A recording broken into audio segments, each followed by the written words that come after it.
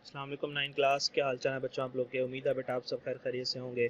आप लोगों को मालूम है कि आप लोगों के स्कूल यूनिवर्सल हाई स्कूल ने आप लोगों के लिए ऑनलाइन क्लासेस स्टार्ट की हैं ताकि आप लोग घर में बैठकर अपनी तैयारी कर सकें। उसी सिलसिले में बेटा आज हम बायोलॉजी पढ़ेंगे और लेक्चर नंबर हमारा 30 होगा और चैप्टर हम नया स्टार्ट करने लगे हैं। अल्हम्दुलिल्लाह 4 चैप्टर हमारा ख़त्म हो गया है। काफ़ी लेंथी चैप्टर था लेकिन अल्लाह का शुक्र है हम चैप्टर कंप्लीट कर चुके हैं। अब नया चैप्टर स्टार्ट करेंगे। ये चैप्टर काफ़ी आसान छोटा चैप्टर है और चैप्टर नंबर है 5 जिसका नाम है सेल साइकिल। अच्छा बेटा याद रखें कि जो हमारी पेयरिंग स्कीम है बोर्ड की, वो बायोलॉजी की वो थोड़ी सी चेंज हुई है इस साल से। इस दफ़ा जो बोर्ड का पेपर आया था उसमें चैप्टर नंबर 5 से लॉन्ग क्वेश्चन आया था और चैप्टर नंबर 6 से लॉन्ग क्वेश्चन नहीं आया था।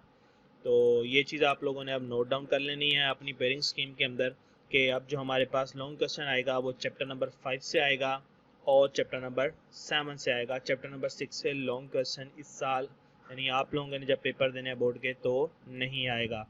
ठीक है बेटे, तो अपनी बुक्स ओपन कर लें ताकि हम अपना टॉपिक स्टार्ट कर सकें। उम्मीद है बेटे आप लोगों ने अपनी बुक्स ओपन कर ली होंगी। तो स्टार्ट करते हैं अपना टॉपिक 5.1 सेल साइकिल को। तो देखें बेटा बेसिकली सेल साइकिल है क्या, देखें लिखा हुआ है cell cycle is a series of events from a time a cell is produced until it completes mitosis and produces new cells। तो लिखा हुआ है कि सेल साइकिल क्या है, सीरीज ऑफ इवेंट्स हैं। इसमें बहुत सारे छोटे छोटे स्टेप्स होते हैं और ये स्टेप्स कौन कौन से होते हैं, ये स्टेप्स तब शुरू होते हैं जब एक सेल माइटोसिस स्टार्ट करता है और 2 सेल के अंदर वो क्या हो जाता है, कन्वर्ट हो जाता है। तो उसके अंदर मुख्तलिफ स्टेप्स होते हैं, तो उन तमाम स्टेप्स को इंक्लूड करके हम क्या कहते हैं, ये क्या है हमारा सेल साइकिल है। ठीक है, तो ये सेल साइकिल की डेफिनेशन है। इसके साथ अभी मजीद भी लिखना है, cell cycle consist of 2 major phases. Cell cycle के 2 मेजर फेजेस होते हैं बेटा, 2 इसके हिस्से हैं। पहला हिस्सा इंटरफेज कहलाता है, दूसरा माइटोटिक फेज जिसको हम एम फेज भी कहते हैं। ठीक है, तो यहां से लेकर यहां तक आपने इसकी डेफिनेशन में लिखना है। ठीक है, तो सेल साइकिल क्या है, सेल साइकिल हमारे पास इसमें क्या होता है कि जब एक सेल 2 सेल में कन्वर्ट होता है तो बीच में मुख्तलिफ स्टेप्स आते हैं, इवेंट्स होते हैं। तो उन तमाम इवेंट्स को कलेक्टिवली हम क्या कहते हैं, सेल साइकिल। अब देखें ना, सेल साइकिल है, पहले एक सेल था, ठीक है, उसमें मुख्तलिफ प्रोसेस हुए, 2 नए सेल बन गए। तो 2 नए सेल जो हैं वो पुराने सेल जैसे है ना, तो एक साइकिल कंप्लीट हो गया। तो ये क्या है, सेल का साइकिल। बेसिकली सेल इसमें क्या कर रहा है, रिप्रोड्यूस हो रहा है, दोबारा नया बन रहा है। ठीक है, तो इसके 2 फेजेस थे, इंटरफेज और माइटोटिक फेज जिसको हम एम फेज भी कहते हैं। तो mitotic phase is a relatively short period of cell cycle.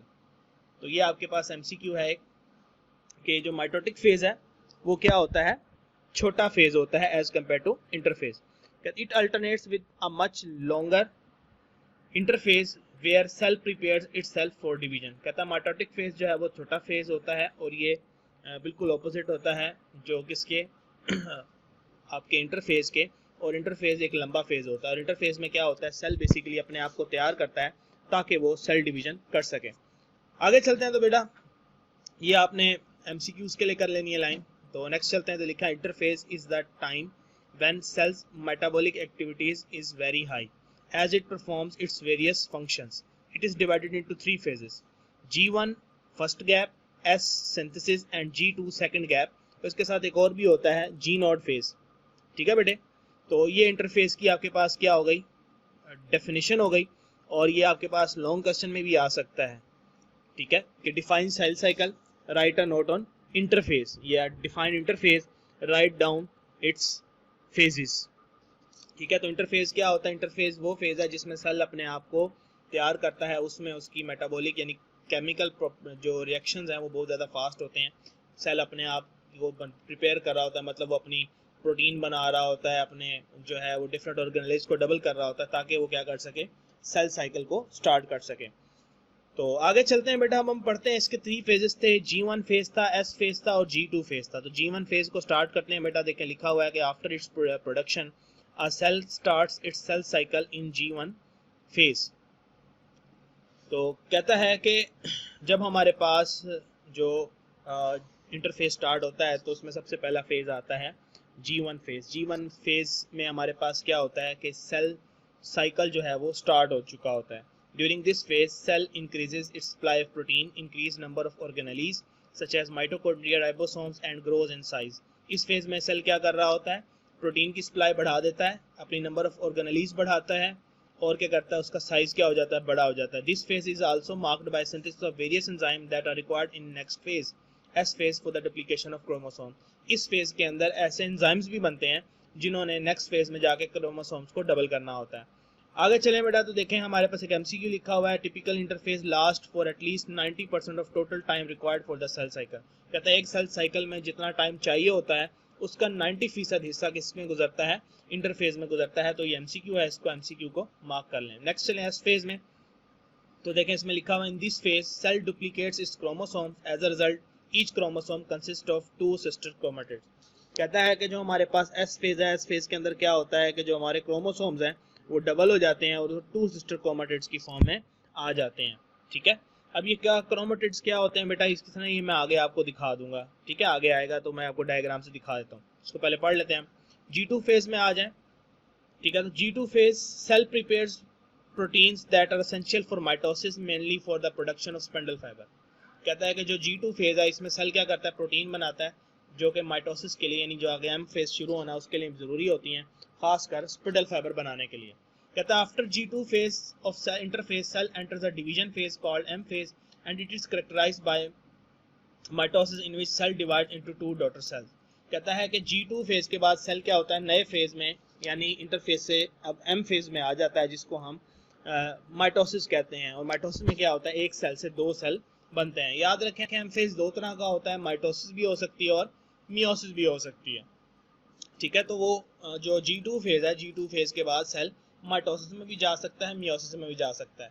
तो वो कब कौन सा सेल माइटोसिस में जाएगा, कौन सा सेल मियोसिस में जाएगा, इंशाल्लाह हमारा जो नेक्स्ट टॉपिक है, जो लेक्चर होगा हमारा लेक्चर नंबर 31 उसमें हम डिस्कस करेंगे। लेकिन अभी हम इसको पढ़ते हैं। देखें, कहते हैं cell that have temporarily or permanently stop dividing are said to have enter in the state of quiescence called G naught phase. G0 या जी नॉड फेज कहते हैं इसको। कहता है कि वो सेल जो रिप्रोडक्शन नहीं करते या जिनमें रिप्रोडक्शन होना बंद हो जाती है, जैसे हमारे नर्वस सेल्स हैं, न्यूरॉन्स हैं, उनमें डिवीजन नहीं होती, न्यूरॉन डैमेज हो जाए तो नया न्यूरॉन नहीं बनता।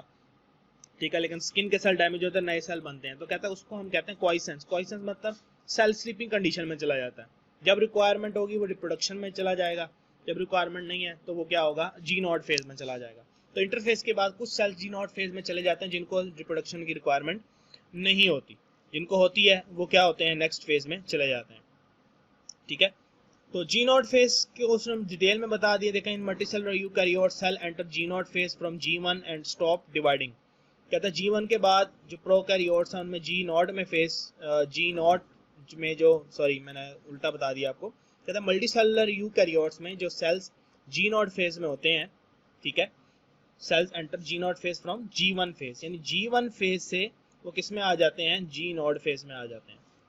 ठीक है, और डिवाइडिंग उनकी क्या हो जाती है, रुक जाती है कुछ सेल्स की। लेकिन फिर वो दोबारा से क्या होते हैं, G1 फेज में जाते हैं और उनकी रिप्रोडक्शन दोबारा स्टार्ट हो जाता है, उनका सेल साइकिल। लेकिन some cells remain in G naught for indefinite period.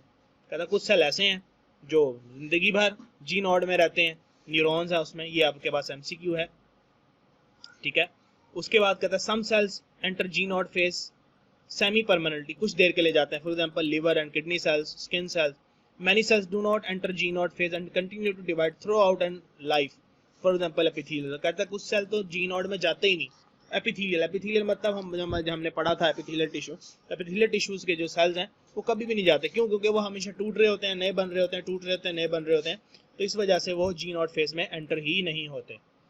ठीक है बेटा, तो देखें आगे लिखा था events of cell cycle are ordered and directional. For example each event occurs in a sequential fashion and it is impossible to reverse the cycle. कहता है जो सेल साइकिल है उसके जो इवेंट्स हैं, उसके जो स्टेप्स हैं, वो एक दूसरे के बाद आते हैं। ऐसा नहीं हो सकता, आप इसको उल्टा नहीं कर सकते और पहला स्टेप दूसरा स्टेप पहले नहीं आ सकता और पहला स्टेप आखिर में नहीं जा सकता। ठीक है, तो ये अब आपने याद करना है। ये आपके पास लॉन्ग क्वेश्चन हो गया। ठीक है, तो ये काफ़ी इंपॉर्टेंट है चैप्टर, क्योंकि इसमें से लॉन्ग आना है और छोटा चैप्टर भी है। बेटे, तो नेक्स्ट लेक्चर में इंशाल्लाह आपसे मुलाकात होती है। अपना ख्याल रखिएगा, इसको अच्छे से याद कीजिएगा। अल्लाह हाफिज़।